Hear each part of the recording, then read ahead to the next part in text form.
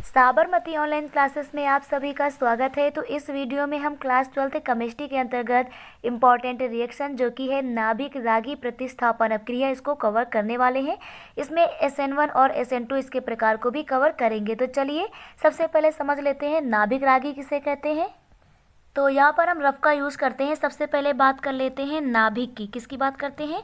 नाभिक की। तो जो हमारा नाभिक होता है ना, नाभिक के अंदर क्या होता है? नाभिक के अंदर होते हैं प्रोटॉन। क्या होते हैं? प्रोटॉन होते हैं और इसके पास होते हैं न्यूट्रॉन। तो भाई जो प्रोटॉन होता है इस पर होता है धनावेश, न्यूट्रॉन पर कोई आवेश नहीं होता। तो इस प्रकार से टोटल ओवरऑल पूछे नाभिक पे कौन सा आवेश होता है, तो नाभिक पे होता है धनावेश। नाभिक पे क्या होता है? धनावेश। अब नाभिक से आकर्षित कौन होगा इसकी ओर? इससे प्रेम कौन दिखाएगा, स्नेह कौन दिखाएगा? तो भाई अगर कोई प्लस वाला आयन आएगा तो ये भी प्लस है, प्लस प्लस रिपल करेगा, एक दूसरे को प्रतिकर्षित कर देंगे। तो इनमें अनुराग कहाँ से आएगा? तो अनुराग के लिए इसका माइनस होना जरूरी है। तो बाहर से कोई ऋणात्मक मूलक आएगा और ये हमारा धनावेशित है नाभिक, तो ये दोनों आपस में आकर्षित हो जाएंगे तो अनुराग दिखेगा यानी प्रेम दिखेगा। तो इसी को बोलते हैं नाभिक रागी। नाभिक रागी का मतलब होता है ऋणावेशित मूलक। क्या होता है? ऋणावेशित मूलक होता है कि जब कोई ऋणावेशित मूलक ना नाभिक के पास आएगा तो क्या होगा? आकर्षण दिखाएगा, तो उसको बोला जाएगा नाभिक रागी। एग्जाम्पल की बात करें जैसे हमारा OH माइनस हो गया, Cl माइनस हो गया, Br माइनस हो गया, NO2 माइनस हो गया, तो ये जितने माइनस के होते हैं ना, ये हमारे कहलाते हैं नाभिक रागी। तो नाभिक रागी आपको क्लियर हो गया। अब प्रतिस्थापन का मतलब क्या है? प्रतिस्थापित कर देना कि भाई हमारे पास कोई एल्किल हैलाइड है, RX है, एल्किल हैलाइड है। अब यहाँ पर हम क्या करें कि कोई एल्किल हैलाइड में हम क्या करें, कोई नाभिक रागी लेके आ जाएं, जैसे कि OH माइनस लेके आ जाएं। तो ये नाभिक रागी क्या करे, ये OH माइनस क्या करे, हमारे एल्किल हैलाइड से अगर हैलोजन को हटाकर, किसको? हैलोजन को हटाकर इसके स्थान पे स्वयं बैठ जाए, उसको प्रतिस्थापित कर दे, तो इस अपक्रिया को कहा जाता है नाभिक रागी प्रतिस्थापन अपक्रिया। क्योंकि भाई हमारा जो X है ना हैलाइड, ये माइनस का है, तो माइनस का हट के दूसरा माइनस वाला यहाँ पर बैठ जाएगा। तो इस प्रकार की जो अपक्रिया होती है ना, इनको बोलते हैं नाभिक रागी प्रतिस्थापन अपक्रिया। तो वही यहाँ पर हम लोग लिखते हैं कि जब कोई नाभिक रागी यानी कि ऋणावेशित मूलक एल्किल हैलाइड यानी कि RX से, एल्किल हैलाइड का दूसरा नाम होता है हेलो एल्केन।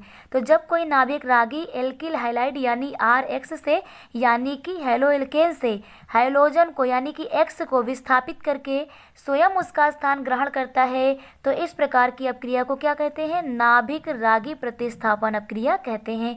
तो ये पॉइंट आपको आसानी से क्लियर हो गया होगा कि यह अपक्रिया एल्किल हैलाइड के लिए है कि एल्किल हैलाइड में हैलोजन को विस्थापित करके कोई नाभिक रागी यानी ऋणावेशित मूलक आए और इसको हटाकर इसके स्थान पे स्वयं अपना स्थान बना ले, तो इस प्रकार की जो प्रतिस्थापन अपक्रिया है इसको बोलते हैं नाभिक रागी प्रतिस्थापन अपक्रिया। अब भाई जो नाभिक रागी प्रतिस्थापन अपक्रिया होती है ना, ये दो प्रकार की होती है। पहली होती है SN1, कौन सी? SN1, और दूसरी हमारी होती है SN2। तो भाई जो SN1 है ना, इसका पूरा नाम यहाँ पर है सब्स्टिट्यूशन न्यूक्लियोफाइल रिएक्शन, और यहाँ पर SN2 भी हमारा S का मतलब सब्स्टिट्यूशन, N का मतलब न्यूक्लियोफाइल यानी कि नाभिक रागी। तो यहाँ पर प्रतिस्थापी नाभिक रागी अपक्रिया है। अब SN1 को हिंदी में बोलते हैं एक अणुक नाभिक रागी प्रतिस्थापन अपक्रिया। SN1 को क्या बोलते हैं? 1 के लिए एक अणुक, तो एक अणुक नाभिक रागी प्रतिस्थापन अपक्रिया। और जो हमारा SN2 होता है, SN2 को बोलते हैं द्वि अणुक नाभिक रागी प्रतिस्थापन अपक्रिया। क्या बोलते हैं? द्वि अणुक नाभिक रागी प्रतिस्थापन अपक्रिया। अब पहले SN1 रिएक्शन को समझते हैं। तो जो SN1 अपक्रिया होती है इसका नाम होता है एक अणुक नाभिक रागी प्रतिस्थापन अपक्रिया। जैसा कि हमने बात किया कि नाभिक रागी प्रतिस्थापन अपक्रिया हमारी एल्किल हैलाइड में देखने को मिलेगी। तो अब यहाँ पर बात करते हैं कि अगर SN1 अपक्रिया होगी तो किस प्रकार के एल्किल हैलाइड में देखने को मिलेगी। तो एल्किल हैलाइड हमारा 1 डिग्री होता है, 2 डिग्री होता है, 3 डिग्री होता है। तो यहाँ पर जो SN1 अपक्रिया है ये हमारा 3 डिग्री, कौन से? 3 डिग्री यानी कि तृतीयक एल्किल हैलाइड में देखने को मिलेगा। तो SN1 अपक्रिया तृतीयक एल्किल हैलाइड में देखने को मिलती है और यह अपक्रिया 2 चरणों में पूरी होगी, यानी कि इसमें 2 स्टेप होते हैं। वहीं अगर हम बात करें SN2 अपक्रिया की, यानी कि द्विअणुक नाभिक रागी प्रतिस्थापन अपक्रिया की, तो ये अपक्रिया एक ही चरण में हो जाती है और ये कहाँ देखने को मिलेगा, ये हमें देखने को मिलता है प्राथमिक एल्किल हैलाइड में। तो ध्यान देना, SN1 अपक्रिया तृतीयक एल्किल हैलाइड में और जो SN2 अपक्रिया है ये प्राथमिक एल्किल हैलाइड में देखने को मिलती है। तो सबसे पहले यहाँ पर हेडिंग डाल लेते हैं SN1 अपक्रिया। कौन सी? SN1 अपक्रिया, यानी कि एक अणुक नाभिक रागी प्रतिस्थापन अपक्रिया। तो पहले इसको रफ में समझते हैं। तो यहाँ पर हम करते क्या है, एक एल्किल हैलाइड लेना है, हमें क्या लेना है, एल्किल हैलाइड। लेकिन शर्त है कि वो एल्किल हैलाइड ना तृतीयक एल्किल हैलाइड होना चाहिए। तो भाई तृतीयक एल्किल हैलाइड जो होता है इसका फार्मूला होता है C, इस पे लगेगा एक हाइड्रोजन X और इस पे तृतीयक का मतलब 3 एल्किल लगे हो, यानी कि 3 R लगे हो, क्योंकि कार्बन की संयोजकता 4 होती है तो 4 बंध बनेंगे। एक पे लगा दिया हाइड्रोजन तो बचे हुए अगर 3 पे हमने R लगाया तो ये हमारा हो गया 3 डिग्री एल्किल हैलाइड हो गया है। क्या हो गया है? 3 डिग्री एल्किल हैलाइड हो गया, यानी कि तृतीयक एल्किल हैलाइड हो गया है। तो SN1 जो अपक्रिया है ना तृतीयक एल्किल हैलाइड में देखने को मिलेगा। तो क्या होता है, हम कोई नाभिक रागी लेके आ जाएं, क्या लेके आ जाएं, नाभिक रागी, जैसे कि OH- लेके आ जाएं, तो वो नाभिक रागी अगर इस तृतीयक एल्किल हैलाइड से हाइड्रोजन को हटाकर इसके स्थान पर स्वयं अपना स्थान बना ले, तो इस प्रकार की जो अपक्रिया होगी उसको हम बोलेंगे एक अणुक नाभिक रागी प्रतिस्थापन अपक्रिया। तो यहाँ पर हम बताते हैं कि वे नाभिक रागी प्रतिस्थापन अपक्रियाएं, यानी नाभिक रागी तो होगा ही होगा, तो वे नाभिक रागी प्रतिस्थापन अपक्रियाएं जिसमें जो अपक्रिया का वेग है, अपक्रिया का वेग, अपक्रिया का क्या चीज, वेग, वो अभिकारक के एक अणु पर निर्भर करता है, उन्हें बोलते हैं एका अणुक नाभिक रागी प्रतिस्थापन अपक्रिया। अब ये क्या लिखा हमने कि अपक्रिया का वेग अभिकारक के एक अणु पर निर्भर करता है, तो ये आपको रिएक्शन करने के बाद क्लियर होने वाला है। तो चलिए पहले रिएक्शन कर लेते हैं। सबसे पहले यहाँ पर हम लोग तृतीयक एल्किल हैलाइड लिखते हैं। तो तृतीयक एल्किल हैलाइड का मतलब ये कार्बन, इस पे लगेगा एक हाइड्रोजन और इस पे लगा देंगे 3 एल्किल, इस प्रकार से R। तो ये हमारा हो गया तृतीयक एल्किल हैलाइड। अब स्टेप 1 में क्या होगा, क्योंकि हम जान चुके हैं कि SN1 अपक्रिया 2 चरण में होता है, 2 स्टेप में होता है, तो ये हमारा स्टेप नंबर 1 है। स्टेप नंबर 1 में क्या होता है, कार्बोधनायन बनता है।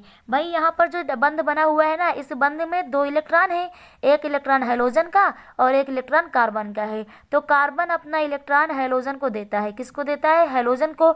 तो कार्बन इलेक्ट्रॉन देता है, देने वाला धनी हो जाएगा और X यानी कि हाइड्रोजन ने इलेक्ट्रॉन लिया है तो ये ऋणी हो जाएगा।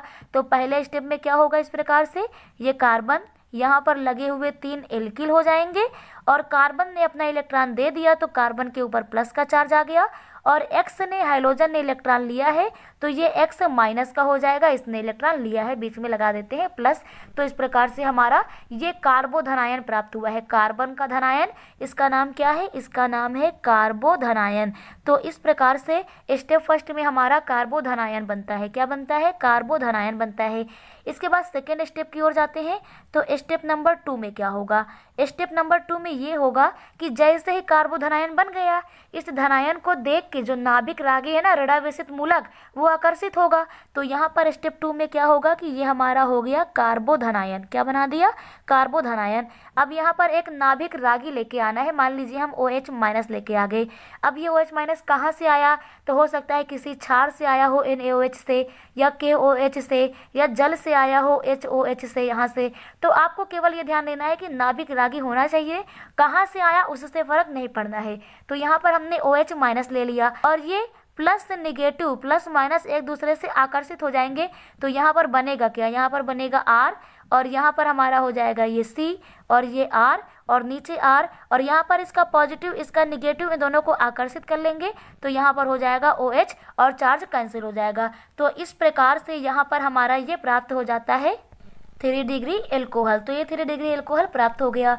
अब 2 स्टेप में हमने रिएक्शन करा, तो जो फर्स्ट अपक्रिया हमारी होती है, फर्स्ट रिएक्शन है ना, फर्स्ट स्टेप, पहला चरण, ये अपक्रिया धीमी गति से होती है तो ये मंद रिएक्शन है। और दूसरी वाली जो अपक्रिया होती है ना भाई, इसमें आकर्षण करना है, जैसे ही पॉजिटिव निगेटिव एक दूसरे के संपर्क में आए तुरंत आकर्षण आ गया, तो ये जल्दी से हो जाती है। ये अपक्रिया तीव्र गति से होती है। तो अब देखते हैं कि अपक्रिया का वेग निर्भर किस पे करेगा। भाई ये अपक्रिया इतनी स्पीड में हो जाती है ना कि अपक्रिया के वेग को निर्धारित नहीं करता करती है।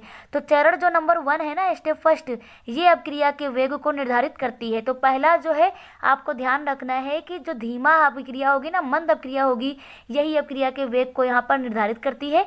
तो अब यहाँ पर हम SN1 अभिक्रिया के लिए अभिक्रिया का वेग लिखते हैं। तो यहाँ पर जो अभिक्रिया का वेग होगा वो अनुक्रमानुपाती होता है अभिकारक पदार्थ की सांद्रता के। बराबर लगाएंगे तो नियतांक के लिखेंगे इनटू अभिकारक पदार्थ की सांद्रता। और यहाँ पर केवल एक ही अभिकारक है। कितने अभिकारक हैं? एक ही अभिकारक है। 3 डिग्री हमारा एल्किल हैलाइड है, एक अभिकारक है। आप चाहें तो ये पूरा अभिकारक उतार सकते हैं ब्रैकेट के अंदर।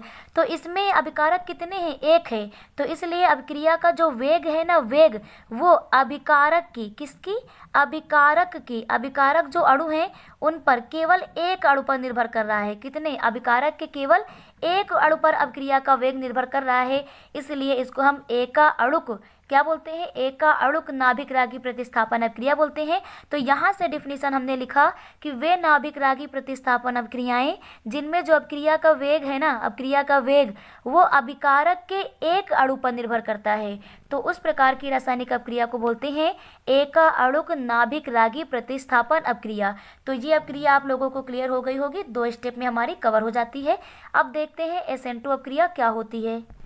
तो जो हमारी SN2 अभिक्रिया होती है इसकी डिफिनीशन भी उसी प्रकार से लिखते हैं कि वे नाभिक रागी प्रतिस्थापन अभिक्रियाएं जिनमें अभिक्रिया का वेग अभिकारक के, अब यहाँ पर 2 अणु बोलना है। क्या बोलना है?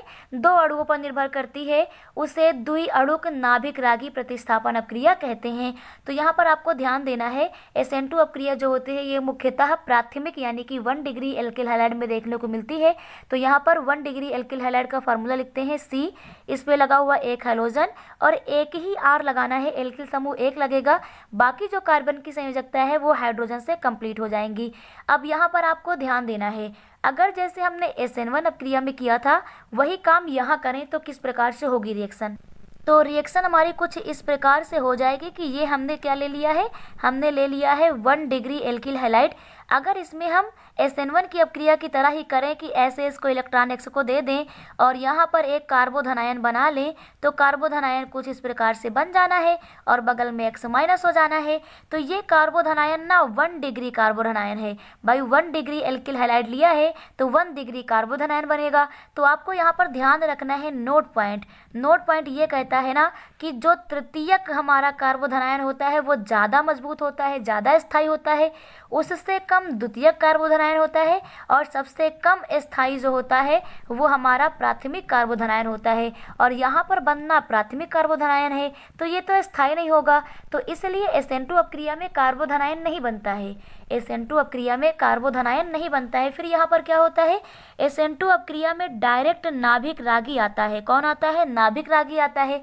अब कोई धनायन तो है नहीं यहाँ पर कि आकर्षित हो जाए, तो नाभिक रागी क्या करता है? पीछे से अटैक करता है। तो इसको बोलते हैं पश्च आक्रमण। क्या बोलते हैं? पश्च आक्रमण। तो नाभिक रागी यहाँ पर पीछे से अटैक करता है। तो जब अटैक करेगा तो भाई ये कार्बन, इस पे लगा हुआ एक एल्किल, इधर से हाइड्रोजन और इस पे लगा हुआ हाइड्रोजन और यहाँ पर लगा हुआ हैलोजन है। क्या है? हैलोजन। अब जैसे जैसे इसमें OH जुड़ने का प्रयास करेगा तो आप देखें कार्बन की संयोजकता कितनी हो जानी है, 1 2 3 4 5, जबकि हम जानते हैं कि कार्बन की संयोजकता 4 से ज़्यादा नहीं हो सकती है। तो इस स्थिति में क्या होगा कि जैसे जैसे OH माइनस यहाँ पर जुड़ने का प्रयास करेगा वैसे वैसे ये कार्बन क्या करेगा? हैलोजन को बाहर करने का प्रयास करेगा, यानी इसका बंध मजबूत होता जाएगा तो हैलोजन का बंध कमजोर होता जाएगा। तो ये जो हमें प्राप्त होगा इसको बोलते हैं संकर यौगिक। क्या बोलते हैं? संकर यौगिक। तो हमें संकर यौगिक प्राप्त होता है और फिर ये संकर यौगिक कन्वर्ट हो जाता है किस में? संकर यौगिक से अब हैलोजन अलग हो जाएगा और OH जुड़ जाएगा। तो यहाँ से हमें प्राप्त होगा R और इस पे लगा हुआ कार्बन, ये H, यहाँ पर OH जुड़ गया और ये बचा हुआ हाइड्रोजन और यहाँ पर प्लस का ये जो X है अलग हो गया और X हमारा यहाँ से बाहर हो जाता है। तो OH यहाँ पर जुड़ता है और X माइनस इस प्रकार से बाहर हो जाता है। तो इस प्रकार से यहाँ पर हमारा 1 डिग्री एल्कोहल प्राप्त हो जाता है। क्या प्राप्त होता है? 1 डिग्री एल्कोहल प्राप्त हो जाता है और ये अभिक्रिया हमारी कहलाती है SN2 अभिक्रिया। तो अब यहाँ पर भी अभिक्रिया का वेग लिखते हैं। तो अभिक्रिया का वेग क्या होता है? अभिक्रिया का वेग बराबर K इंटू अभिकारक पदार्थ की सांद्रता। तो यहाँ पर 2 अभिकारक हैं, एक अभिकारक तो एल्किल हैलाइड है, क्या है, एल्किल हैलाइड है, और दूसरा अभिकारक क्या है, OH- यानी कि हमारा नाभिक रागी है। तो दो अभिकारक हो गए कि नहीं। तो इस प्रकार से हम कहेंगे अपक्रिया का जो वेग है ना, वो अभिकारक के, किसके, अभिकारक के कितने अणु हो गए, एक अणु ये, एक अणु ये, तो अभिकारक के दो अणुओं पर निर्भर करता है। इसलिए इस प्रकार की अपक्रिया को क्या बोलते हैं, SN2 अपक्रिया बोलते हैं। तो इस प्रकार से यहाँ पर डिफिनीशन हमारी हो जाएगी कि वे नाभिक रागी प्रतिस्थापन अपक्रिया जिसमें जो अपक्रिया का वेग है, अपक्रिया का वेग जो है वो अभिकारक के दो अणुओं पर निर्भर करता है, तो उसे हम SN2 अपक्रिया यानी कि द्विअणुक नाभिक रागी प्रतिस्थापन अपक्रिया कहते हैं। तो इस प्रकार से SN2 रिएक्शन भी आप लोगों को क्लियर हो गई होगी। तो इस प्रकार से केमिस्ट्री का जो इम्पोर्टेंट टॉपिक है नाभिक रागी प्रतिस्थापन अपक्रिया आप लोगों को क्लियर हो गई होगी। नेक्स्ट वीडियो में कुछ अन्य इम्पोर्टेंट रिएक्शन के साथ मिलते हैं। Thank you.